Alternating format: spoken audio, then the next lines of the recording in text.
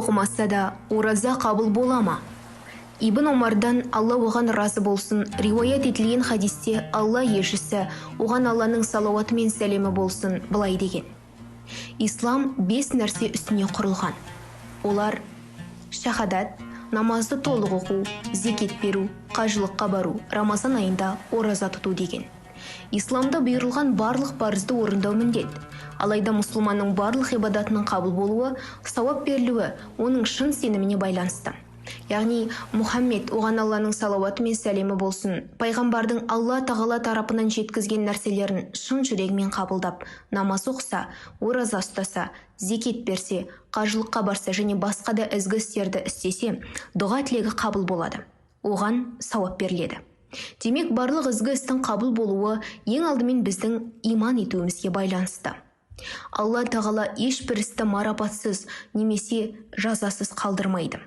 Бұл туралы Құран-ы Кәрімде: ендеше кімде-кім зәреде жақсылық жасаса, соның қарамын алады.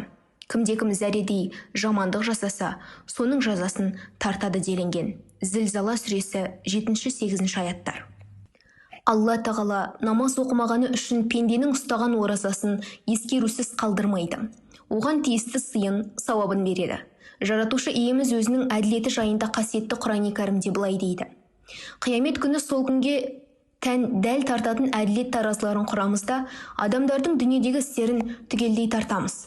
Ол күні ешбір жанға титтей де әділетсіздік жасалмайды. Істелген іс қышаның дәнегіндей, мысқалдай болса дағы оны таразыға тартамыз. Біз жауапқа тартушылар ретінде жеткіліктіміз. Әнбия сүресі 47 аят. Күніне 5 уақыт намаз оқу мен Рамазан айында ораза ұстау ислам дінінде бұйырылған жеке-жеке ғибадаттар. Намаз оқымайтын адамда ораза ұстауы мүмкін, бірақ намаздың қадір-қасиеті жоғары. Оны орындамау үлкен күнә екенін де ұмытпаған жөн. Намаз әрбір балиғат жасына жеткен ақыл иесіне парыз. Намаз күніне 5 рет оқылатын құлшылық. Қияметте де ең бірінші сұралатын амал намаз. Пайғамбарымыз, оған Алланың салауаты мен сәлемі болсын, қиямет күні ең алдымен пенде намаз жайында сұралады. Егер намазы дұрыс болса, құтылады, әрі ұтады. Егер намазы болмаса, алданады, әрі зиянға ұшырайды деген. Тирмизи, Абу Дауд, Насаи. Алла тағала баршамыздың құлшылығымызды қабыл етсін.